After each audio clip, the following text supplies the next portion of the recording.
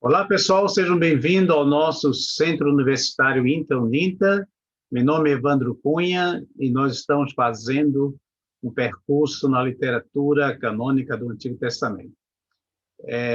Estamos estudando os profetas, de forma mais específica, os profetas menores, e hoje nós iremos estudar um profeta muito importante, até mesmo por causa da qualidade literária do seu livro, que é o livro do profeta Amós.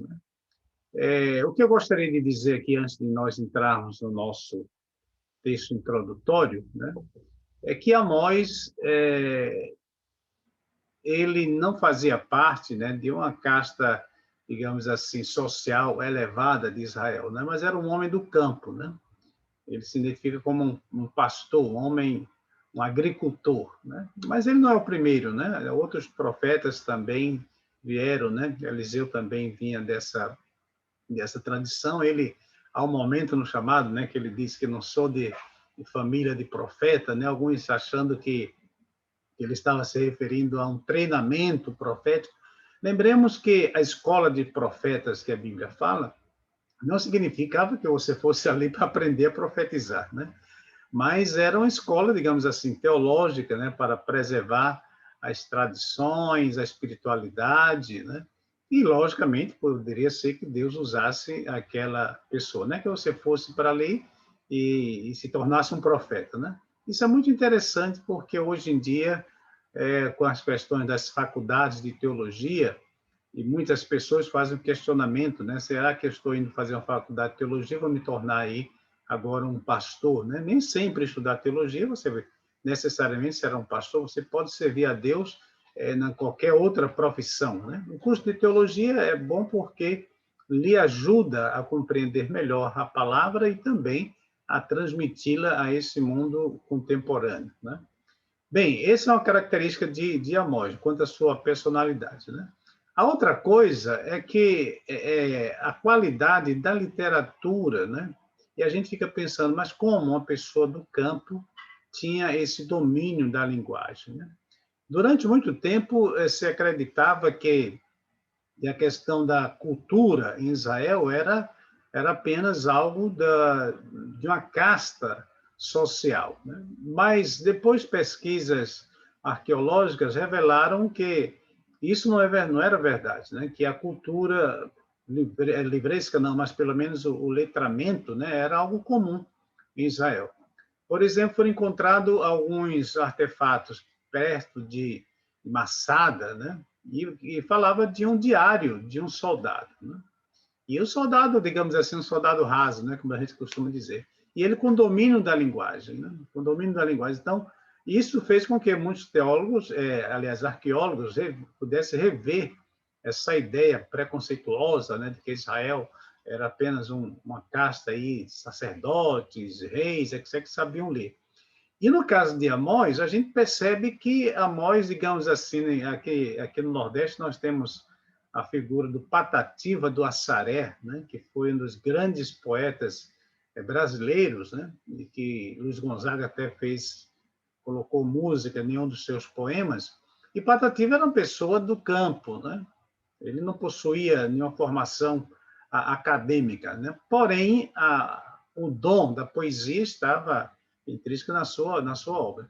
Então, algo semelhante aconteceu também com Amós, A gente poderia dizer, não, mas foi a obra do Espírito Santo. Não, tudo bem, pode até ter sido isso, Mas é muito provável que ele possuísse esse dom dado por Deus, E que o chamado não foi à toa, Porque Deus conhece todas as coisas, e Amós consegue chamar a atenção do povo de Israel de forma poética, É assim também como Isaías, Isaías também tem essa característica. Mas o livro de Amós, devido a esse contexto, chama a atenção de qualquer historiador, Aliás, qualquer historiador e também literato, Aqueles que estudam a literatura ficam fascinados aí com essa habilidade de Amós.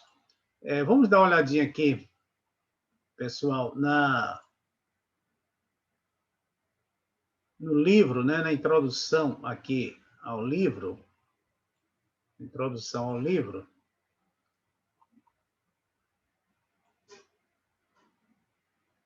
2 minutinhos aqui, deixa eu...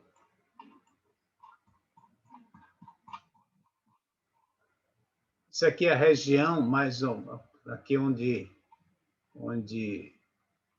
ele viveu, aqui, ele de Tecoa, né? Olha aqui, perto de Belém, no sul de Israel, né? Lembrando aqui, pessoal, olha, Judá, aqui embaixo, né? A região aqui do norte, que era chamada de Israel, né? Nós esqueçamos disso de hipótese alguma nos nossos estudos sobre esses livros, né?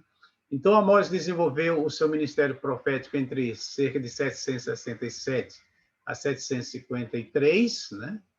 É um período aí muito turbulento de Israel, né? E aqui vamos ver aqui alguns detalhes sobre este livro, né? O nome hebraico é Amós, derivado do verbo ramais, que significa carregar, ou levar um fardo, né? O nome, portanto, significa portador de fardo, né? E o fardo, no caso, seria essa responsabilidade. Pessoal, essa questão também dessa metáfora de fardo, né, de peso, é usada também pelos profetas para falar da palavra de Deus, da responsabilidade, né? Alguns profetas vão usar essa metáfora, o peso do Senhor, né, para se falar de uma declaração forte, né, que Deus tinha para o seu povo. A autoria, a partir do resumo de sua vida, sabe-se que Amós era um boiadeiro, né, e um coletor de frutos, né, quer dizer, um homem do campo. A impressão que se tem é que, embora fosse pobre, era independente, o que explica o fato de ele ter deixado seu rebanho por um tempo, né. Amós não era um homem culto, segundo a compreensão do termo, nem foi preparado para a sua missão nas escolas do profeta, né? Mas, entretanto, tinha uma habilidade aí dada por Deus, né? Aquilo que Paulo diz, né? A excelência de Deus é vista como de Deus e não de nós, né? É o que a pessoa é e não necessariamente o que tem que torna capacitada para o serviço, né? E a história de Amós mostra bem isso, né? Contexto histórico. Amós foi chamado para cumprir sua missão no tempo em que Israel e Judá eram prósperos, né? Sobre Jeroboão II. Por que Jeroboão II, pessoal? Porque Jeroboão primeiro, né, foi lá de 931, se não estiver colocado, né? Que foi o primeiro rei do norte, né? Foi o primeiro rei do norte. Aqui é Jeroboão II. Israel estava no auge do seu poder. Israel, o norte, né? Reino do norte.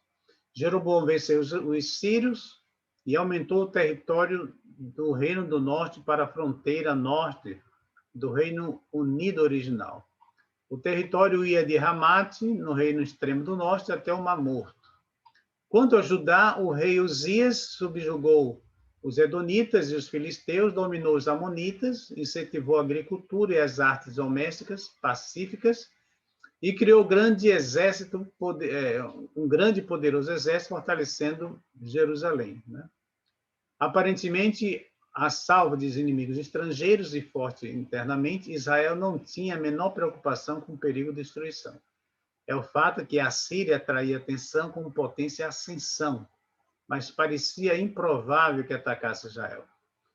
Os frutos comuns da prosperidade, como orgulho, luxo, egoísmo e opressão, amadureceram em ambos os reinos. No entanto, a situação foi pior em Israel por causa da adoração ao bezerro, que havia sido instituída por seu primeiro rei, Jeroboão I.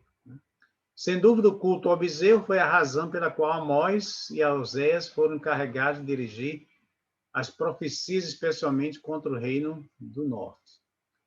Como Osias foi o único rei de Judá nesse período, e Jeroboão II o único rei de Israel, é provável que o ministério de Amós tenha ocorrido entre 767 e 753. Não há no livro indicação sobre a duração do ministério ativo do profeta. Só temos aí aproximadamente, né? A declaração 2 anos antes do terremoto não oferece ajuda, né? Sabemos que foi esse período, mas não temos uma ideia precisa quando foi que houve esse terremoto. O propósito principal de Amós foi chamar a atenção do povo de Deus para os seus pecados e tentar levá-lo ao arrependimento, né? Isso aí está muito marcante no seu livro. Ele conclui seu livro com um glorioso quadro do triunfo final da justiça sobre a iniquidade, né? E aqui você tem um breve esboço, como eu já falei, que esboço você encontra em qualquer Bíblia de estudo, como também na internet, né? Eu gosto muito, pessoal, desse texto aqui de Amós, né? Deixa eu ver aqui. Quando Amós, aqui, né? Amós 5, ele diz assim, buscai o Senhor e vivei. E depois ele diz, buscai o bem e não o mal, para que vivais, né? Então, eu creio que essa aqui é a mensagem principal de Amós, né? Esse apelo para que o povo retorne aos caminhos do Senhor. Ok, pessoal, é basicamente isso aí, né? Para a gente ter uma ideia do livro. Não esqueça de ler, né? Que o nosso livro-texto é esse aqui. Esse aqui é o nosso livro-texto. É a partir dele que nós construímos todo o nosso edifício do saber teológico, ok? Então, leia, à medida que estiver estudando esses livros, você vai lá, são livros curtinhos, você lê o livro, tá certo? Lê o material didático, e aí você vai estar capacitado para fazer as avaliações, mas a preocupação principal não são as avaliações, mas a sua formação intelectual e espiritual. Ok? Então, forte abraço e nos veremos em breve.